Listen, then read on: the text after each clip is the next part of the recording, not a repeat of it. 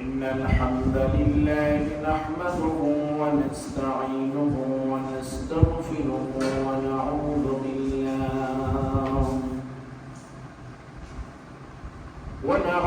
بالله من شرور أنفسنا ومن سيئات أعمالنا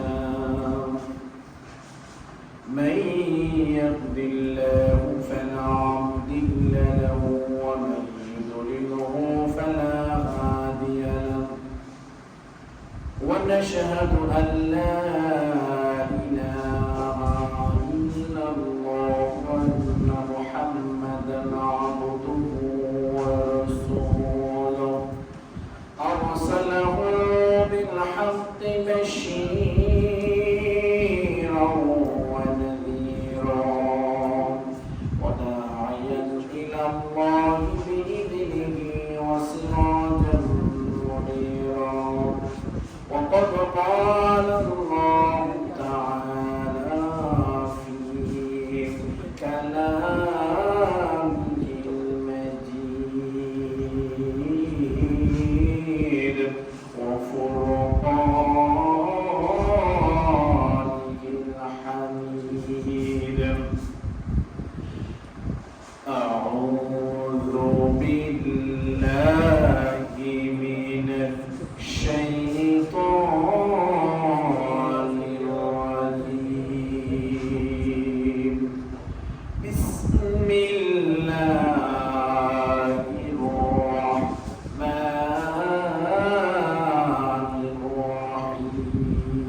الرحيم والعصر إن الإنسان لفي خسر إلا الذين آمنوا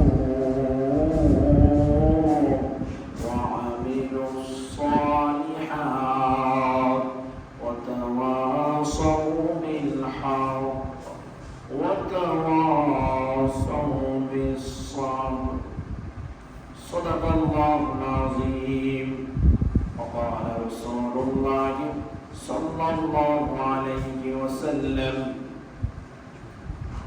صيام يوم العاشوراء احتسب على الله أن يكفر السنة التي قبله إن الله وملائكته يصلون على النبي يا أيها الذين آمنوا صلوا عليه وسلموا تسليما بلغ العلا بكماله كشف الدجى بجماله حسنت جميع خصاله صلوا عليه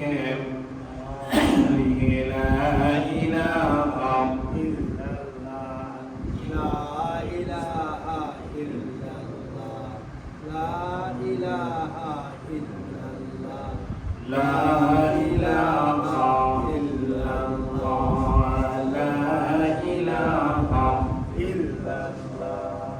لا إله إلا الله لا إله إلا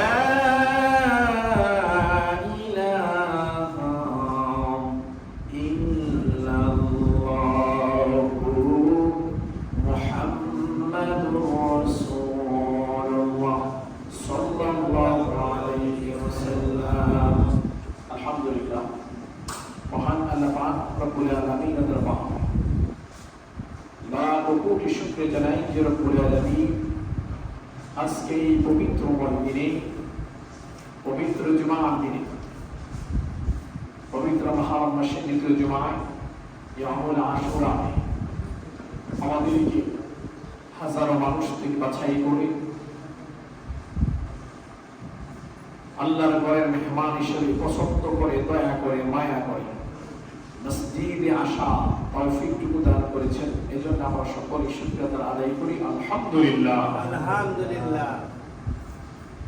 দুরূদ সালাম পেশ করছি মানবতার মুক্তির দিশারি নবীদের নবী সরদার আলম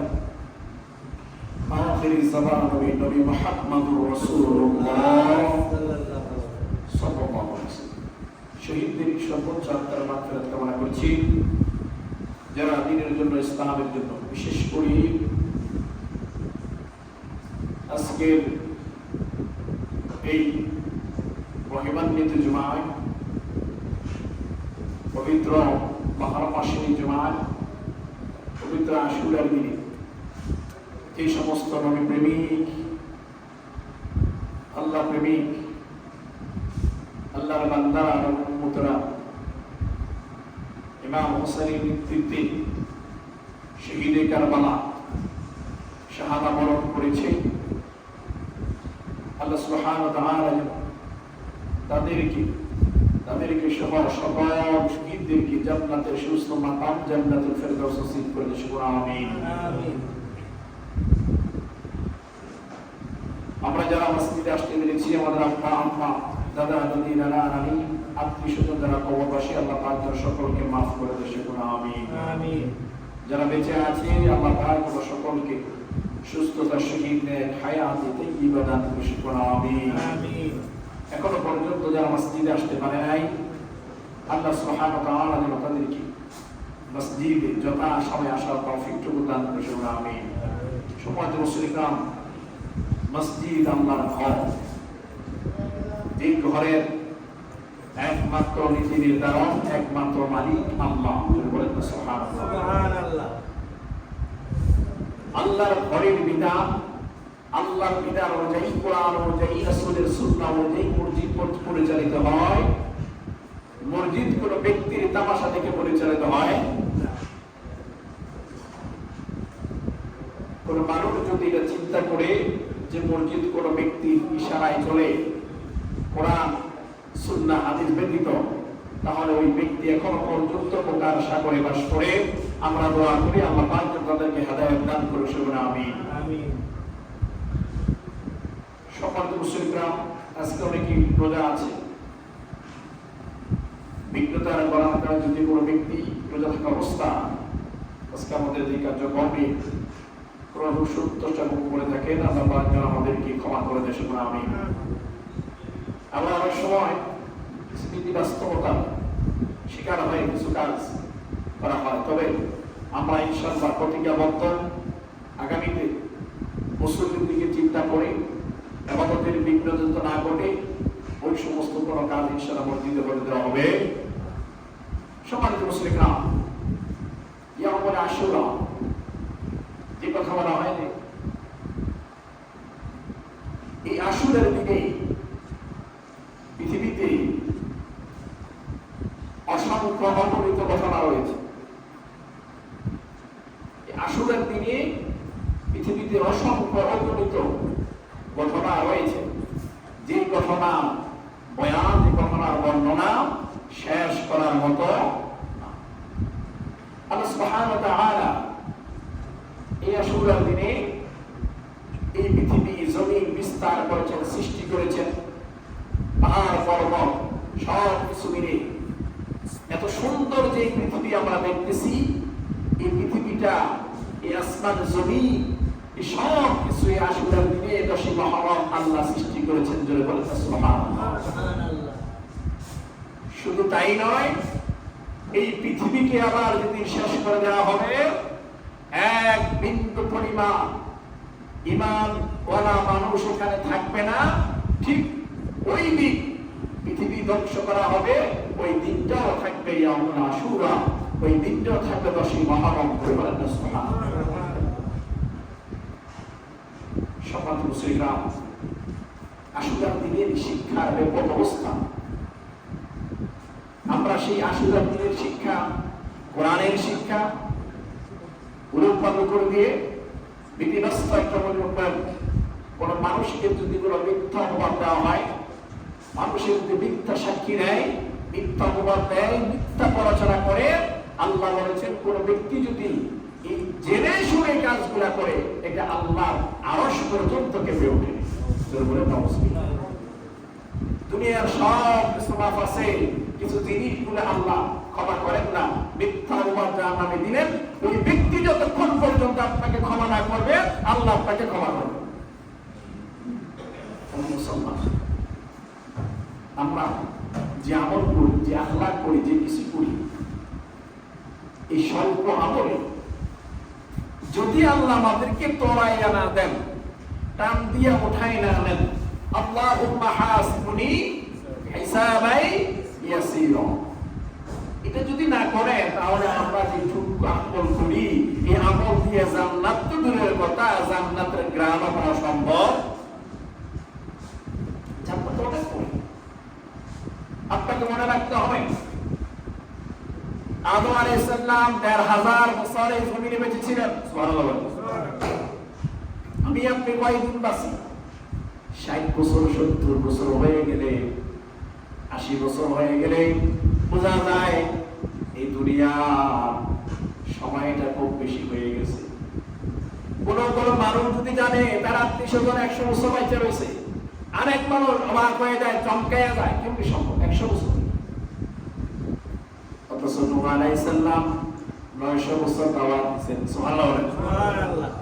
৯০০ বছর দাওয়াত দেওয়ার পরে যখন কোন মানুষ বিস্তারিত হয় না, ১২০ জন মতান্তরে ১৬০ জন পুরুষ মহিলা যখন তারা ইসলাম গ্রহণ করলেন, নূহ আলাইহিস সালাম কালিমা বললেন, আল্লাহকে সাক্ষ্য দিলেন, এরপর আর হচ্ছে না। যখন নূহ আলাইহিস সালাম আল্লাহকে বললেন আর পারতেছি না কি করা, আল্লাহ নূহকে নির্দেশ দিলেন, ও নূহ লাভবান হয়ে যাবেন, লাভের মাধ্যমে ধ্বংস করে দিব, তুমি নৌকা বানাও, ওই নৌকা বানাও, নৌকার মধ্যে তুমি উঠে যাও, তোমাকে যারা মানে তাদেরকে নিয়ে ওঠাও। শুধু তাই নয়, এক একটা করে জিজ্ঞাসা বস্তু থেকে শুরু করে সমস্ত কিছু উঠাই নাও, তোমার নৌকার মধ্যে উঠাই নাও।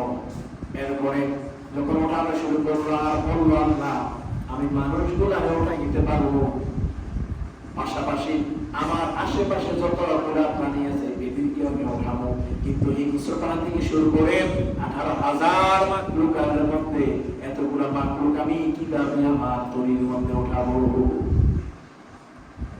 আল্লাহ রাব্বুল আলামিন নূহ আলাইহিস সালামকে বললেন, নূহ তোমাকে ঘরে ধরে এনে ওঠানোর কথা বলা হয় নাই। সুবহানাল্লাহ।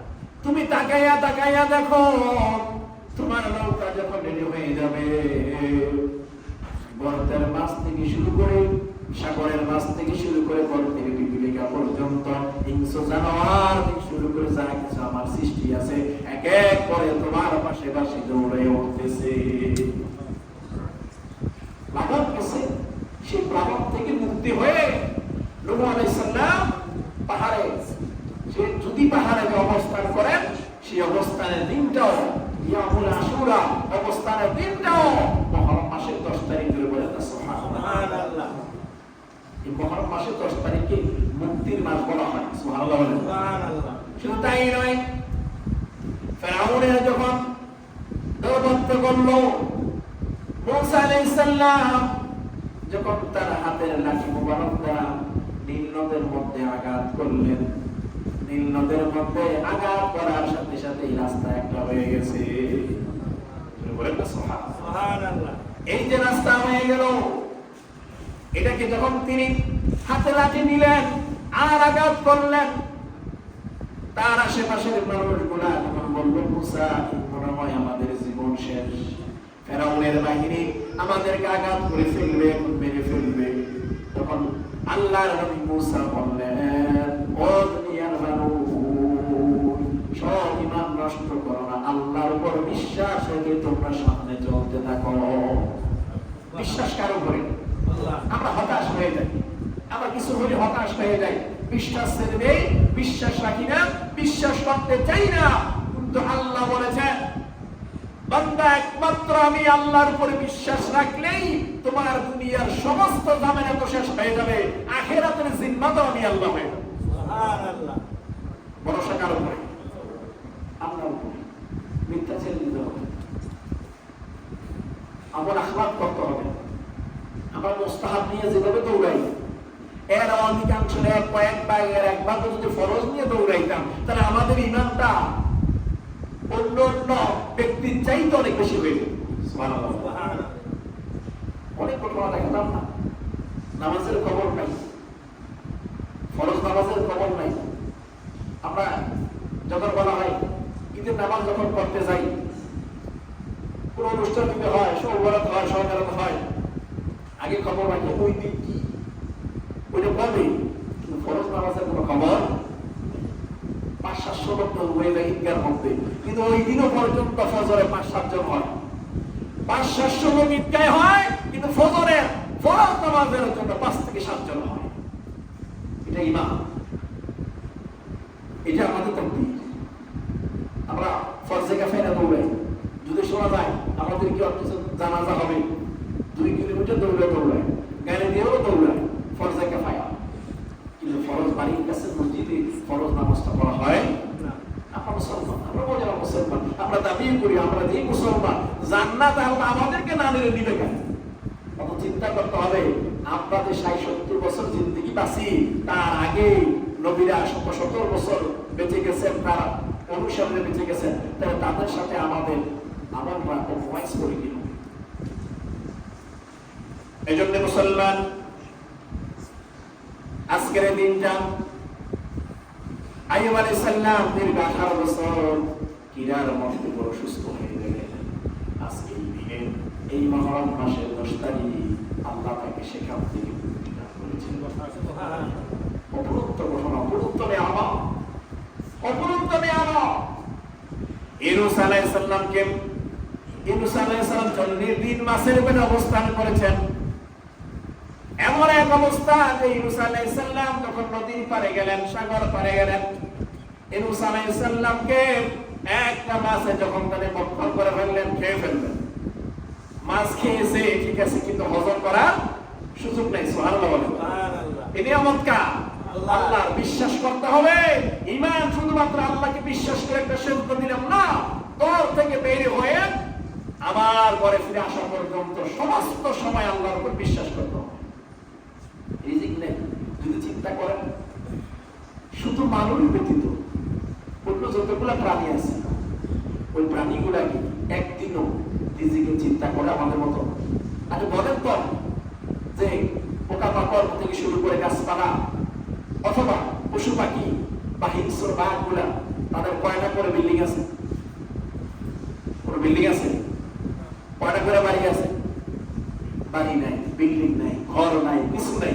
তারা কি একদিনও আপনাকে এসা, আপনার সামনে এসা অথবা এই জায়গায় এসে মানববন্ধন করছে যে আমাদেরকে খানা দেন, এটার দাম কমান, ওইটা বেড়ে গেছে? এমনি না, এমনি করে তারা বলছে যে আল্লাহ সৃষ্টি করছে, ওই আল্লাহ আমাদেরকে রিজিক দিয়েছে। সুবহানাল্লাহ। যে আল্লাহ সৃষ্টি করেছে সে আল্লাহ কি করেছে? রিজিক দিয়ে দিয়েছে। চিন্তা করবে কেন? তবে সকাল থেকে তারা কোনো বের হয়, সকাল থেকে ঘর থেকে বের হয়ে পাখিগুলা তারা বাসা থেকে বের হয়ে চতুর্দিকে দৌড়ায়, খানা জোগায়, চেষ্টা করে। আল্লাহ রাসূলুল্লাহ জাদ্দাও ওয়াজাদা, চেষ্টা করো, চেষ্টা করলে আমি আল্লাহ তোমাকে সফলতা দান করব। সুবহানাল্লাহ। তারা চেষ্টা করে, এই চেষ্টা করার পরে তারা হেরে যায়। কিন্তু আমরা মানুষ আজকে চিন্তা করি কালকে ঘরে চাল তো নাই, অথবা চাউল থাকার পরেও কালকে তো বুঝতো নাই, মাছ নাই, হ্যাঁ কত পেরেশানি। আবার চিন্তা করে আমরা এমন মানুষের চিন্তা করে, আরে আমি যে বস্তু যদি মারা যায় আমার সন্তানগুলো কি খাইবে? আমি যদি মারা যাই আমার স্ত্রী কিভাবে থাকবে? তার জন্য বিল্ডিং করে দিতে হবে, তার জন্য জায়গা করে দিতে হবে। কিন্তু মুসলমান, আপনি যদি চিন্তা করেন আপনি মারা গেলে আপনার ফ্যামিলি যারা আছে তারা কি করবে, কেমনে খাইব, এই কথাটা চিন্তা করলে শিরকি চিন্তা হয়ে যাবে। কারণ যার যার রিজিক আল্লাহ তারই দিয়ে দিয়েছে। বলে সুবহানাল্লাহ। আইয়ুব আলাইহিস সালাম মুক্তি পেলেন।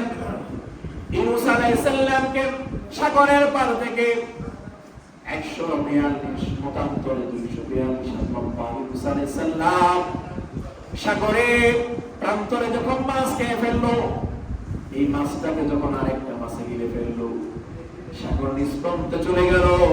40 দিন পর্যন্ত মাছের পেটে, সেই মাছের পেটে থেকে এই দিনে আল্লাহ তাকে মুক্তি দান করেছে।